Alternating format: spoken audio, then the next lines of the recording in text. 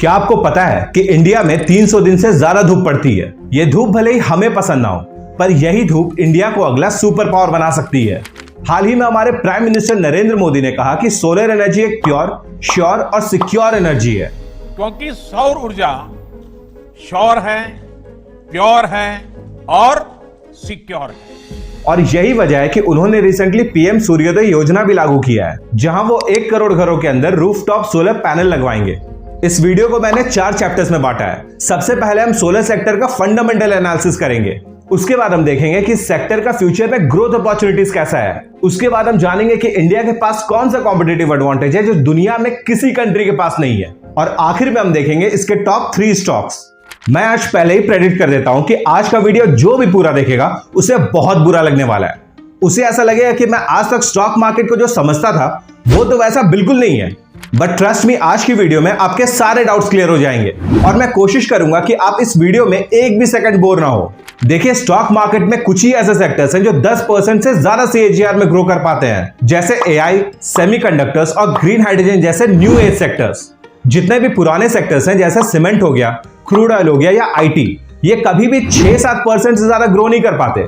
तो अब आपको ये क्लू मिलना शुरू हो गया होगा कि किस टाइप के सेक्टर्स को टारगेट करना है। इंडिया के पास दुनिया की 5th largest solar power capacity है और इंडिया दुनिया का 3rd लार्जेस्ट एनर्जी कंज्यूमर है। इसका मतलब यह है कि इंडिया में एनर्जी की इतनी डिमांड है कि जितना भी सोलर एनर्जी हम प्रोड्यूस करते हैं वो हम खुद ही कंज्यूम कर लेते हैं। मैं आज से अपने हर एक वीडियो में आपसे स्टॉक मार्केट से रिलेटेड एक सवाल करूंगा ताकि आपके स्टॉक मार्केट की नॉलेज को और बढ़ाया जा सके। आपको सिर्फ इतना करना है कि इस वीडियो के नीचे कमेंट करना है और जिसने भी सही जवाब दिया मैं उसके कमेंट को एक हार्ट दे दूंगा। तो आज का सवाल है कि किसी स्टॉक को हम अंडर वैल्यूड कब कहते हैं। आपका ऑप्शन है A, जब उसका ROE अपने कॉम्पिटिटर से ज्यादा हो, B, जब उस स्टॉक का P अपने इंडस्ट्री से कम हो, C, वो स्टॉक अपने 52 वीक लो पे हो, और D, जब उसका ROCE अपने कॉम्पिटिटर से कम हो। आपको बस इसका सही जवाब कमेंट बॉक्स में कमेंट करना है। इसके अलावा आपको स्टॉक मार्केट से रिलेटेड कोई भी सवाल हो आप मुझे कमेंट सेक्शन में कमेंट कर सकते हैं। ऑब्वियसली मैं सभी रजिस्टर्ड नहीं हूं, इसलिए मैं कोई बाय सेल रिकमेंडेशन नहीं दे सकता। इसके अलावा आपका कोई भी सवाल है आप मुझे कमेंट कर सकते हैं, क्योंकि मैं हर एक कमेंट पढ़ता हूं और उसका रिप्लाई भी करता हूं। किसी भी सेक्टर को एक्सपोनेंशियली ग्रो करने के लिए उसका अफोर्डेबल होना बहुत जरूरी है और इंडिया में सोलर एनर्जी इस क्राइटेरियन में बिल्कुल फिट बैठता है।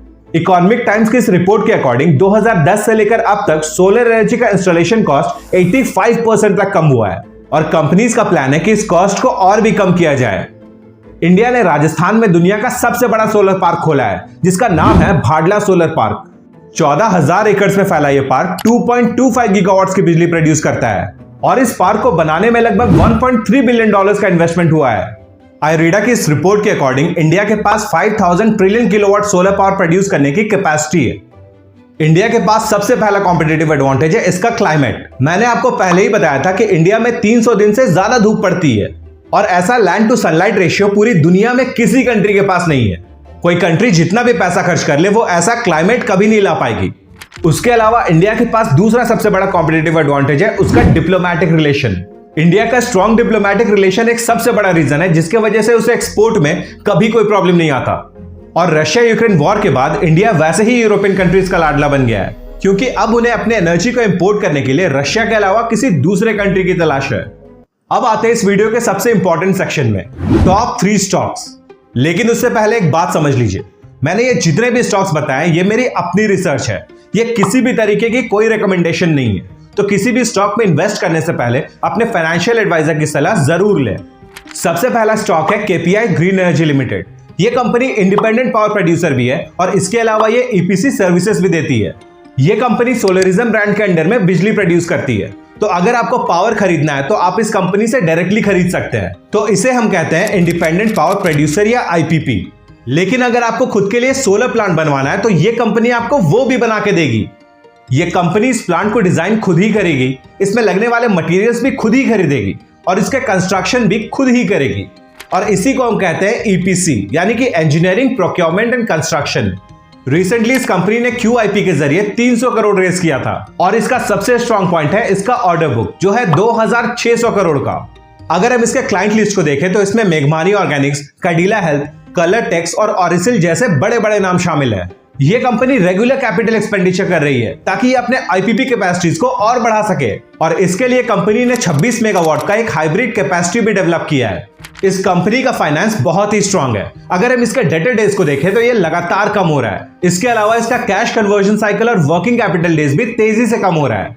ये सारा डेटा इसके थर्ड क्वार्टर के रिजल्ट्स के अकॉर्डिंग है। 25 अप्रैल को इस कंपनी का फोर्थ क्वार्टर का रिजल्ट आने वाला है। हो सकता है उसके बाद इस कंपनी का फाइनेंशियल्स थोड़ा चेंज हो जाए।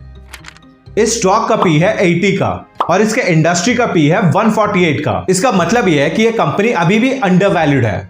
इस पूरे एनालिसिस के बाद मैं इस स्टॉक को 10 में से 9 मार्क्स दूंगा। 1 मार्क्स मैं इसलिए काटूंगा क्योंकि इस प्रमोटर का 45% शेयर्स प्लेस्ड है, लेकिन यह फिर भी बहुत इंप्रूव हुआ है। एक वक्त था जब इसके प्रमोटर का 70% शेयर्स प्लेस्ड था। जो अगला स्टॉक है उसे लिस्ट हुए 1 साल भी नहीं हुआ है। इस कंपनी का नाम है ओरियाना पावर और ये ग्राउंड माउंटेड और रूफटॉप सोलर पैनल्स बनाती है।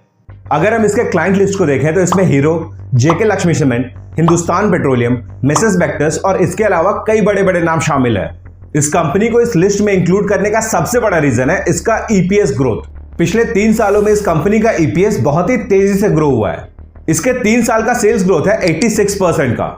इसके 3 साल का प्रॉफिट ग्रोथ है 141% का और इसका आरओई है 47% का। इस कंपनी के ऊपर 90 करोड़ का डेट है, लेकिन इसके मुकाबले इस कंपनी के पास 232 करोड़ के एसेट्स है। इसका कैश फ्रॉम ऑपरेशन लगातार ग्रो कर रहा है और इसका कैश फ्रॉम इन्वेस्टिंग को देखकर यह समझ आता है कि यह कंपनी कैपिटल एक्सपेंडिचर में बहुत फोकस कर रही है। लेकिन फिर भी यह केपेक्स ग्रोथ अपने इंडस्ट्री स्टैंडर्ड्स के हिसाब से थोड़ा कम है।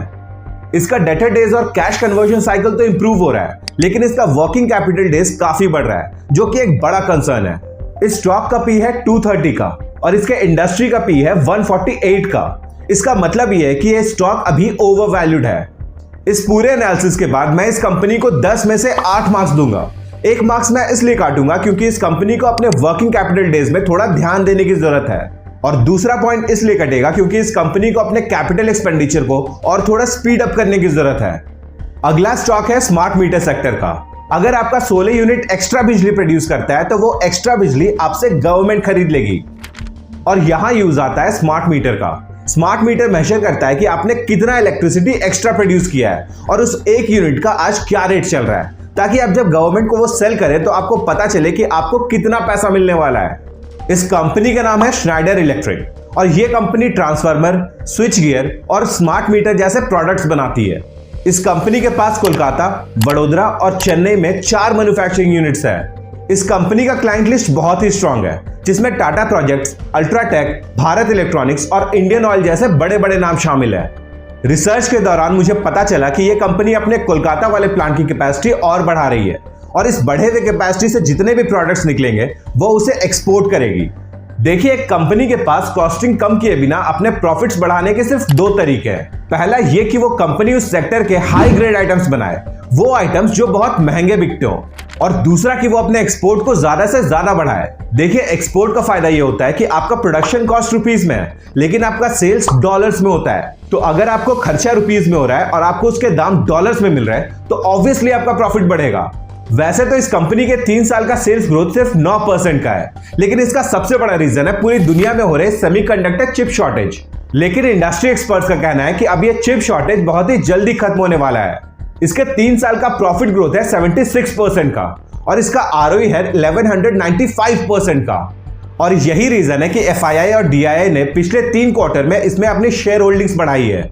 इस स्टॉक का पी है 83 का और इसके इंडस्ट्री का पी है 50 का। इसका मतलब यह है कि यह स्टॉक अभी ओवर वैल्यूड है। इस पूरे एनालिसिस के बाद मैं स्टॉक को 10 में से 9 मार्क्स दूंगा। 1 मार्क्स मैं इसलिए काटूंगा क्योंकि इसका कैश फ्रॉम ऑपरेशन अपने पिछले साल के मुकाबले काफी कम है। क्या आपको पता है कि इंडिया का एक सीक्रेट सेक्टर है जिसे रिसेंटली $2.4 बिलियन का इन्वेस्टमेंट मिला है? इस सेक्टर को बताया जा रहा है इंडिया का नेक्स्ट बिग थिंग। अगर आपको इस सेक्टर के बारे में और इसके 5 बेहतरीन स्टॉक्स के बारे में जानना है तो इस वीडियो पे क्लिक कीजिए।